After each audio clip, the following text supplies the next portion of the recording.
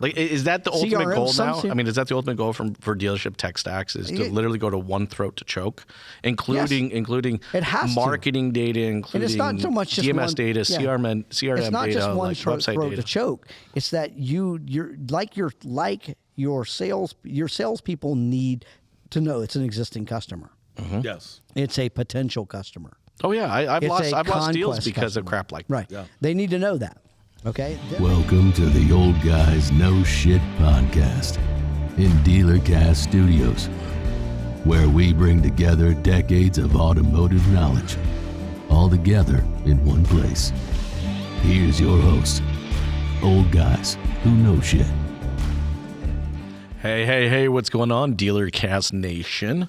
I am Jason Harris. And I'm Rob Mudd. And I'm Larry Bruce. And this is the Old Guys That Know Shit podcast. No shit. We know shit. We know some shit. A little bit of shit. A little bit of a lot of shit the other day, didn't we? Yeah, a lot of shit. Well, we wanted to thank everybody. If you're listening or if you're watching, we appreciate you taking the time to come check this out. This has been, for me, guys, personally, this has been one of my favorite podcast series that I've done. And I've done a lot, guys. I've done a lot. So this has been so much fun being able to do this with you guys. Not necessarily flying into this part of the country. You really want to get here. But if you're here, it's because you were going here. I'm gonna share some with you guys. The Uber drivers here have a very distinctive smell to them, and it's a unique one each time that I take a new Uber. So I'm just glad that we've chosen. How many smells have you had? Yeah, everything from farmland to some commercials. I'm like, okay, wow. So I'm excited to come. Yeah, you need to start staying. You need to start staying at the right hotel so you don't end up. Having to take an Uber. I gotta stop using all those points. Use them for something more enjoyable. I know, right? Well, guys, we got a cool topic today. I'm excited to get into this topic, and I think it's a very timely topic too, especially since it's for people out there, they're planning their new year or they're reviewing their previous year or a combination of all of that going on. All right, today's topic is the dealership tech stack, building success for 2025 and beyond. And there are more tech solutions right now in the market there ever has been before. I think if any indicator of what one tech solution just recently sold for, the plus $1 billion price tag, we're only going to see more, exponentially more tech solutions get into the space. Every year, we say there can't be another one. And then there are more.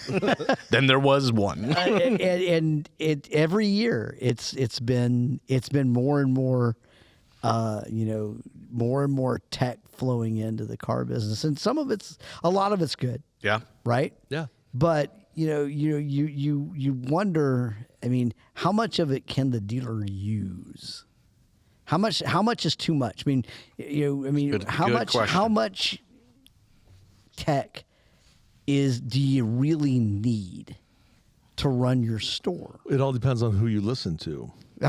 Yeah. Well, that's true. I also think it depends on what your objective is. And I think too often I don't see that start with a tech stack, right? Like I've always talked about the tech stack in previous podcasts for many, many years. I call it the dealer stew. All right. It's just kind of this ever boiling, bubbling stew that's supposed to not only taste good to my operations, but really specifically taste good to the customer. Mm-hmm. And I got a chunk of CRM there. I got a dash of a website. I got a sprinkle of some communication tool or something like that. But like this, all of this has to gel together so that it does make sense for both my operations and taste good to the customer. Well, I think you just asked a good question, and that is, what do you want it to do? What's the objective? That's the question that everybody should think of the end in mind when they are doing tech, right? Yeah. Because then you got end in mind, then start at the beginning to get to the end. Yes. And what is that? In most cases, it should be, I need more opportunities. I want more opportunities to have an opportunity to sell more vehicles, to sell more cars. I want more opportunities. I want to do more with the opportunities I have. And that's it. That's it. I'll give you guys a quick example. Or this was DMS. I gotta count the money. Yes. Yeah. Well, of course. Yeah. This was it was 2016. All right, and I had just got a report from a new phone company that we used. It showed me how many calls did not get answered. Oh. Ugh. Talk about it like right to the chest as a business owner.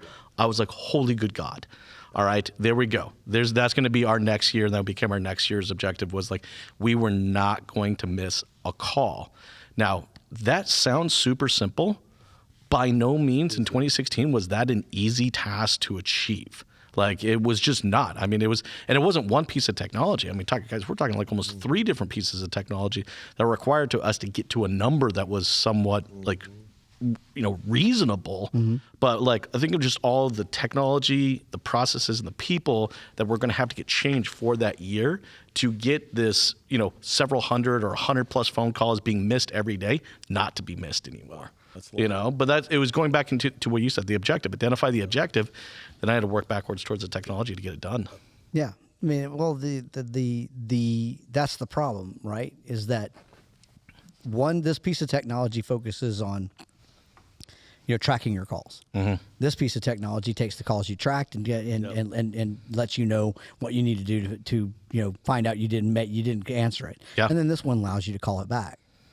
There's right? no single source provider that can handle it all. I know one. Right. So having a tech stack that will for calls, right? Yes. Track the call. Then if you miss the call, text the customer back. Record the call. Yeah. Let the customer know, sorry, we missed you. What were you? I mean, if you're in service, were you trying to make a service appointment? Yes. And okay, here are the times available. Will any of these? And then just do it for you over text, because they'd prefer to do it that way anyway. Yes. And then if it was a sales call, yes, I was trying to get some information on this. This is all the AI piece, right? That's the piece that backs that up. And that's that's doable today. It's doable now. Now it is. Right, now, yes. Right, 100%. 100%. Now it is. Right? But that piece of tech isn't in the quote unquote CRM. Right? And then the CRM really that process died 10 years ago. We just don't know it yet. We're just dead man walking. Yep. Yeah. Right? The idea that you're going to be a salesperson and collect up a group of customers, and then you're going to work your customers. No salesperson works their customers anymore. They work the customers the dealership provides them. Sure. They don't do that anymore. I mean, I shouldn't say no. There are a few out there that do. I shouldn't blanket the 0.1% that actually do it. Sorry, guys. But so the idea that that what your tech stack needs to do is it needs to facilitate all communication inbound and out. So I got to start with it, right?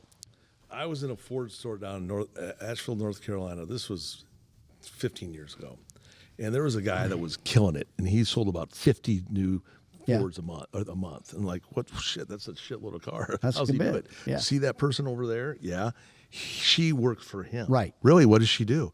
She does all of his correspondence. Exactly. Blah, blah, blah, blah, blah. Wow, that's cool. That's great. Well, shit, I'd get more of them, right? Well, that is the one guy doing what the dealership should do for all their customers. Yep. Right. Exactly. Right. But this guy manages his deals and manages his prospects in a way that no one else does, not in the store. Right. So, there's a lot of examples of doing it right, but it comes down to process. Right. Do you do it every day? Right. Do you do it every day? Right. Do you do it every day? Well, and the technology should never dictate the process as much as it needs to support the process. Right, absolutely. I think too often as an industry, and look, I'm guilty of this. I'm not saying I'm not. I know I bought into some jazz fingers. Yeah. Like I did. I'm good. That's it. Now when I hear these vendors that are doing this stuff, I'm going to start doing this. Just do this. We're just going to know what it is. We're just going to know what it means. We're going to know what that means. That is the new universal sign for bullshit. There we go. Yes. So if you ever see a manager in the middle of a meeting or during a demo and they start doing this, you just know exactly what they're talking about. This is a new inside joke. The new inside joke. If it's TCP/IP over broadband, then it's this. But no, look, I'm guilty of it. I had it happen to me a couple times. I bought into something that sounded good, sounded fancy, sounded easy, it sounded simple. I only needed one more deal to cover the expense of it. Like, I don't want to admit it, but look, I did. I did buy into some of those.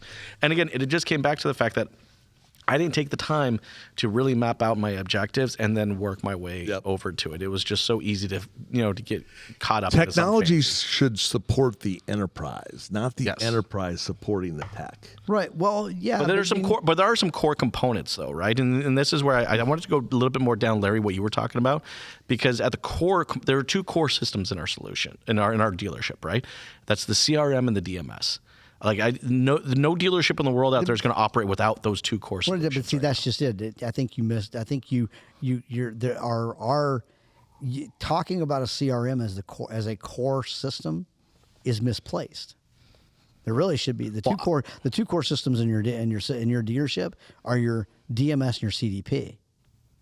And that's the evolution of a CRM, right? Everything is built on top of that CDP. Mm-hmm. Right, and that CDP is the one that fit. Well, wasn't that what the CRM was supposed to do? Well, it was supposed to. But it didn't. No, because it was relying on the salesperson to put the data in the CRM. The CRM when you first start in the car business, when I first started in the '80s, right? We were taught take care of your customers, customer relationship, build your own little business within the business. Yeah, that's what this guy did. That was doing 50 units. Right. Yeah. That's how we were taught. Right. And then CRMs came along. And they were built to assist to do what that gal does. To assist the salespeople to do that. Right. The salespeople most salespeople, the 99% of salespeople never did it in the first place. Correct. They never built their own business. They never built a relationship. So why have a system to manage it when you never actually built the relationship? Because they used to have it on customer desk cards, right? And the dealer didn't want them to walk out the door with him.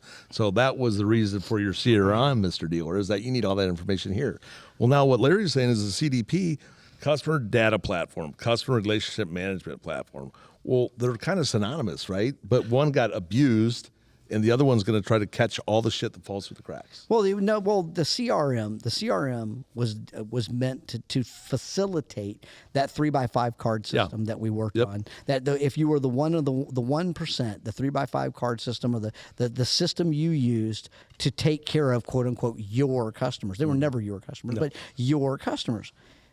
It was built for that. I built 4 of them.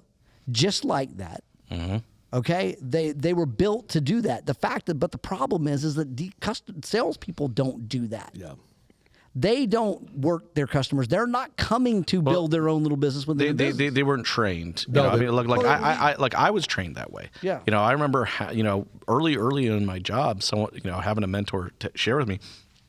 All I had to do to make a career in the automotive industry was to sell 500 cars. That was it.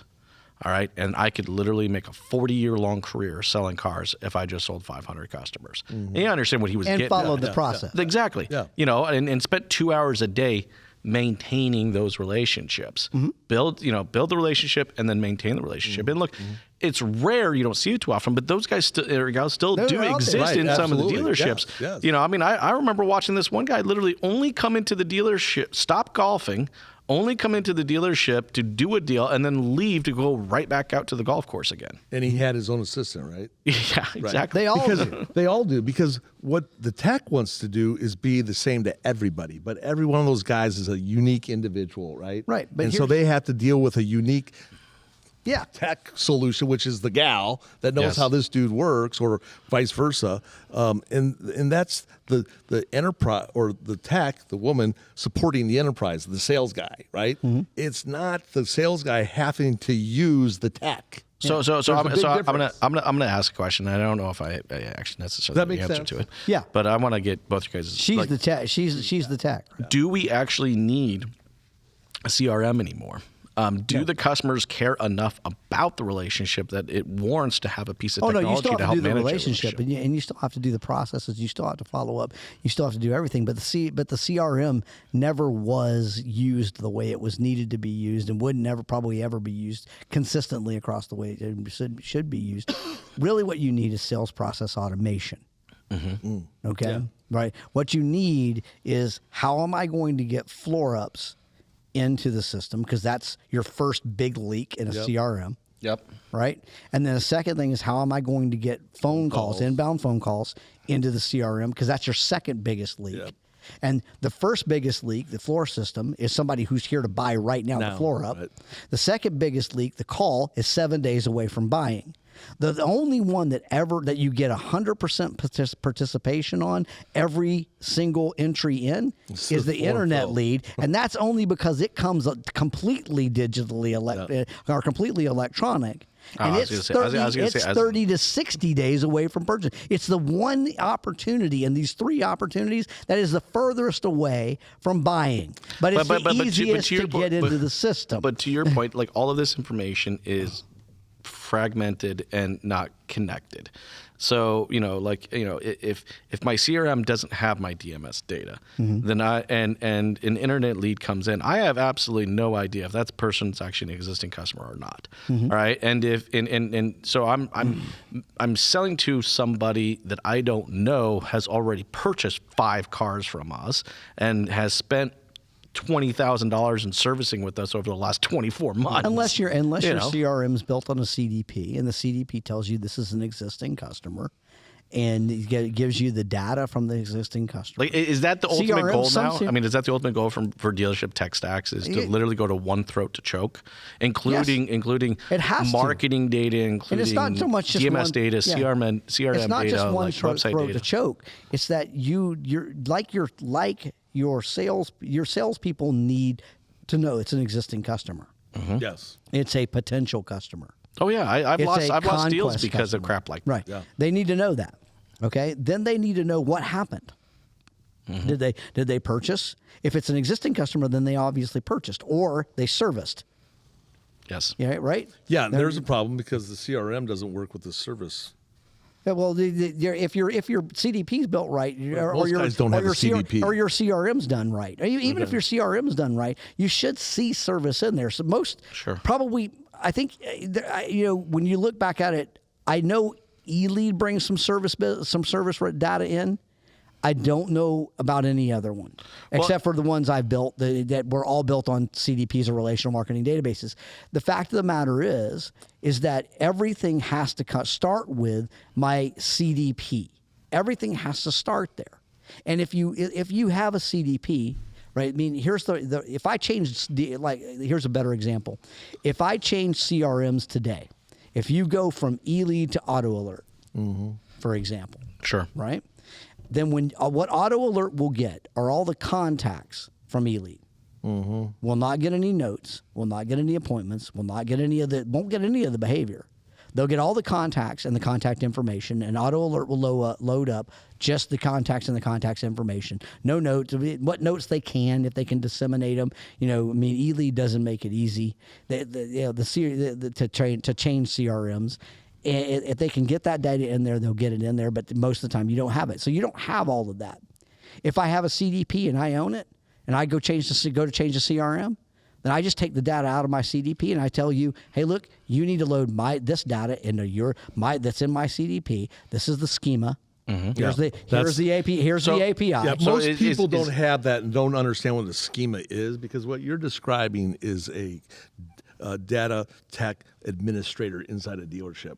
which they should have, right? But they all have to have it. You're gonna get it. But we stopped when we got on the digital crack. Mm-hmm. When we started doing the digital marketing, got on the digital crack. We stopped going down that path. But had we kept going, I think I was going to talk about this in the last segment. If we'd have kept going, then we wouldn't need the third party lead providers. We wouldn't need the third-party data or listings aggregators, because you would have been able to talk directly to all of your customers from that CDP. We stopped. Now we need to get back. You got to do it now. The core of your tech stack is your CDP. Yes. And so, it's not your DMS. The DMS doesn't have it. That's historical data. DMS is. That's only DMS is historical transactions. Historical data. Are we talking about optimizing this stack with a CDP or replacing the stack with a CDP? No, well, you're talking about optimizing the stack with the CDP, because the CDP is supplying the data. So my CRM or my sales process automation is built on top of my CDP, right? And my CDP feeds it with the data, and then it feeds the data back to the CDP. My marketing automation system. So the CDP is really what we're going to see, or what we should be seeing over the next few years.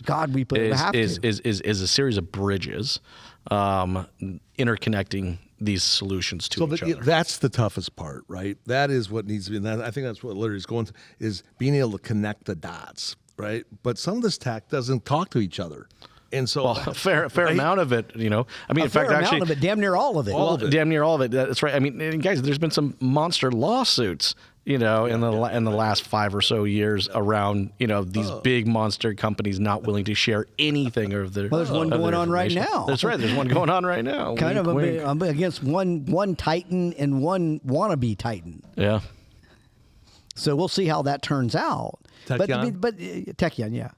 I mean, at the end of the day, they're the wannabe, by the way. Yeah. Sorry, Jay. Are they wannabe, or they're just the ones that are going to be? I don't know if they're going to be. We'll see. Yeah. I mean, look, Reynolds and CDK spent 50 years getting where they are. Okay, so to think that Techion's going to come change it in 5. Well, I don't think it's going to take 5. Well, but what is this private equity, bro? They got a short window. Find me a CDK or a Reynolds dealer that's like ecstatic about their solution. I don't know about none. Well, pretty close. There are people. Reynolds is I would say it's single digit percentage. Reynolds is changing. It's changing its way of doing business. Yes. Okay, and there are people who are getting warmer with Reynolds, right? I mean, my shout out to Tony Rhodes. My friend Tony Rhodes puts it best. Changing a CRM is a heart transplant. Changing a DMS is a brain transplant. It's true. It's true. I mean, so those processes are tough. Yep. But so getting Techion ripping out. I mean, Techion going and ripping out a bunch of CDK dealers and a bunch of Reynolds dealers isn't going to happen in even another 5 more years. But we are hearing it. We are hearing they're making Asbury making. But how long? They took their entire one. This yeah. How long can you continue to lose money? How long can you continue to raise money? When private equity expects that's the whole internet tech model, right? Is losing money until you outlast everyone. Yeah, but and I do believe we are going to see some of that. I think we're going to see some new, like you think CDK and Reynolds are tech giants. They're nothing compared to these other companies out there, right? They come in and say, hey, look, these companies are making this much money off of an archaic, disembodied solution. Mm-hmm. All I got to do is connect the dots here. That entire conversation was had in 1998 to 2004, 5, 6. Carman. There were, how many new DMSs were started from 98 from 2006. I remember a lot of the small. How many of them are left? 0. You want to know why I know? Because I was one of them. And they got bought. No, I didn't get bought. I just stopped. Yep.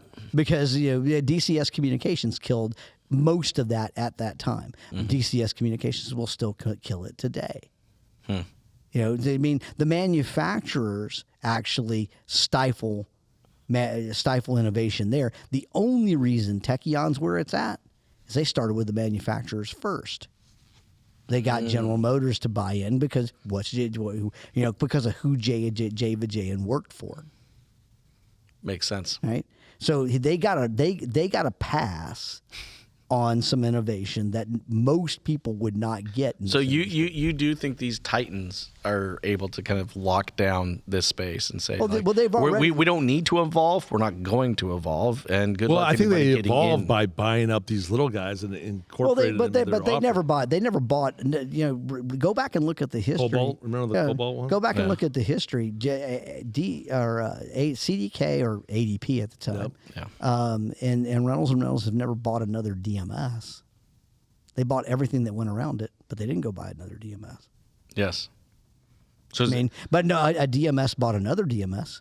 So is it going to get to the point where these titans are defining what this dealer tech stew is? Yeah. Well, they have been I mean, sure. I mean, just by buying as a marketer to get into CDK, it's ransom. You got to pay toll. Oh yeah, big time money. It's big dough. Yeah. For the company that wants to help the dealer, right? Not the CRM company or the DMS company, help the dealer. They get held up by the DMS company in order to get to the data that is the dealer. Well, the whole thing with Authenticom, and Dealer Vault was all about that. Yep.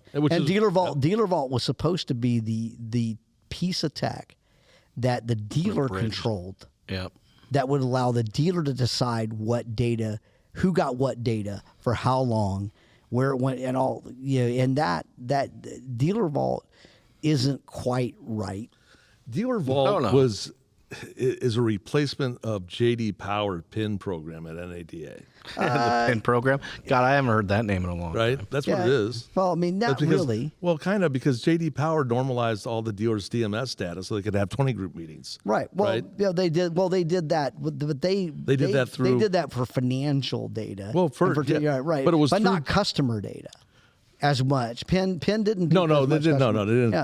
Authenticom is almost kind of like a Cirrus for automotive data, for DMS data, and it comes. And Dealer Vault had the right idea, and that's a whole nother story about how I know all this. But and they had the right idea, just didn't get executed fully. Now that's not all Steve Cottrell's fault.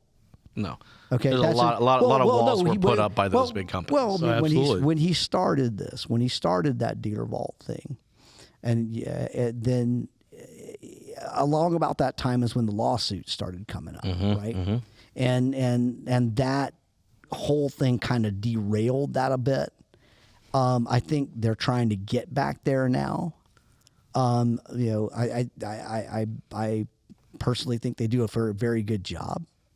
I'm going to tell you we use them, and if somebody asks me how to get DMS data, I'm going to tell you go to Dealer Vault. I'm going to use them as well. Shout out to Michelle. Shout out to Michelle Phelps. They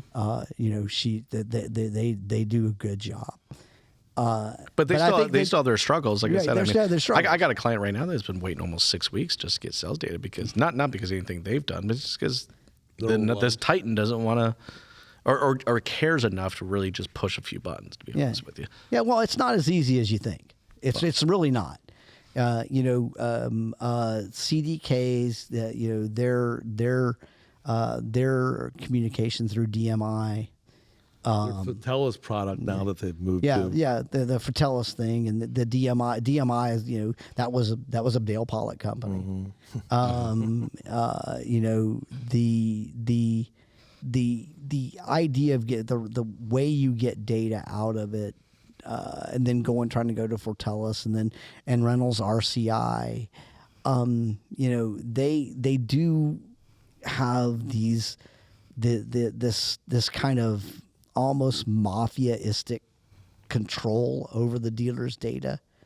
Authenticom's kind of helped loosen that up some. I think the OEMs are going to have to turn the DMS companies are going to have to turn loose of that a bit. Yep. They're going to have to. Well, I mean, that's actually kind of a perfect segue into the next question I had for both of you guys is how do we kind of future-proof this dealership tech stack? I think we're all in agreement that it's the movement towards the CDP 100% makes sense. Because you got to match of it, but like how do we get prepared for this? I don't think it's about. It's the same business. It's just that you're collecting the data, and what I believe that the business needs to go to is a dealer shouldn't work with anybody that can't track or won't track down to the DMS if their shit works. Yeah. Well, that's a whole nother thing. No, but that should be the first thing, right? The first thing. If anybody comes in and sells you impressions and clicks, yeah, I mean that's get away from it. From a marketing standpoint, 100%. I agree with you. I mean, and it doesn't matter. It doesn't matter what it is. Mm-hmm. You know, if you can't show you're getting me more leads, more of those leads are engaging, more of those engaged leads are showing up, and more of those engaged leads that show up are selling. When was the last time a digital company asked you, Mr. Dealer, how many floor ups you had last month? Yeah.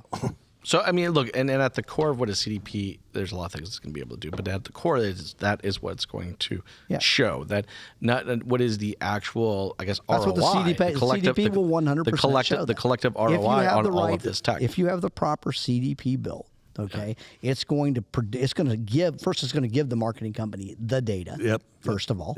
Then they're going to market to it, and you're going to see that the customer came in. And then you're going to see that when the customer came in, or you're going to see the customer call in, or you're going to see the customer submit a lead, or you're going to see the customer text in, or you're well, and I guess the next step to that is the CDP not only providing that information, but also providing that information in a predictive way. Well, the other so the CDP concept, and I've run into this with a couple dealers, is that when you collect that data and you market to those individuals, right, over a period of time, and you take back to the dealer the results of incremental sales, as long as the more we email these people over time, the more the sales grow. Right. Mm-hmm. They still believe, or they still want to kick you in the nuts and say, I would have got that guy anyway. Oh, you get that nonsense. You get that nonsense all the time. And I mean, you would, but you would think it would go away, right? Because you would understand, hey, man, I'm not trying to get credit. I'm trying to help you just understand what happened. I'm just going to give you the lineage of what happened here. The credit thing in the digital space sucks, right? It shouldn't be about credit. It should be about the result, right? Yeah.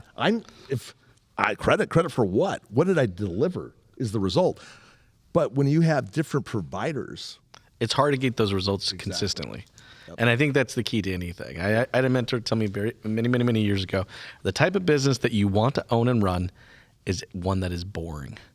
In the sense that it is consistently every time predictable success. Yep. All right, and I hate to say it, but as an automotive industry, we are nowhere from that. All right, it seems like daily we're walking in just looking for fires to get put out, and when there's not a fire to put out, we're creating them. We're creating them, and because we're always looking for the silver bullet. And every other vertical doesn't do that. That's right. Today, silver bullet. Yeah. I look for the silver bullet. Yeah. Jazz hands? Jazz hands. Hey, guys, I know we're getting towards the tail end of our conversation. And if you got anything from this, you got jazz hands. Right. For everybody out there watching and listening, we really appreciate you taking the time to do so. And if you're enjoying content like that, hey, Larry, where's a great place they can go consume more content like this? They can get more content like this from thedealercast.com. Thedealercast.com. Go there. So you can take a look at who we are. You subscribe. You can join or subscribe to the podcast. Subscribe to the newsletter. You can do whatever the hell you want there. You can do whatever you want there, right? Yeah. Stay long enough, and we'll get your data too. That kind of stuff. Send us a message about how you hate the show. Yeah, you can do that. Then we'll know who you are. Then we know who you are. We'll call you out on the next episode. We're going to tell. Yeah. Guys, look, this has been a fun conversation. I think everybody out there watching and listening right now, you can hear what it's about being prepared. Uh-huh. All right. And it's really about optimization. Right. It's having all these different pieces of technologies, achieving all these different things if they're not connected with each other. I think the core of today's topic was really kind of looking for 2025 and beyond. And I think everybody, and you can see, I think this is one of the few times all three of us agree, is that 2025 and beyond is just about integration and connectivity absolutely. between all these solutions, because that's what what's do you going want to bring. integrate and what do you want to integrate? The data. Yes, 100%. Right. And where does that start? CDP. It does. Hey, Well, it starts by gathering it. It starts by Well, having that's where someone it want to goes to show the up thing, and, right. and engage with you, Yeah. right? Right. guys, this has been a really fun conversation for everybody out there watching and listening. If you've enjoyed this conversation, one of the biggest compliments you can ever give us is to share the show. All right. If you got a friend or a colleague or a manager that needs to see some part of today's conversation, it means so much to us for you to share the show. Guys, thank you so much for taking the time today. And for everyone out there, we appreciate you. Y'all have a good day. Take care. See ya. Thanks for tuning in to the Old Guys Know Shit podcast with your host, Old Guys Who Know Shit. Remember to like, comment, and subscribe. Happy podcasting.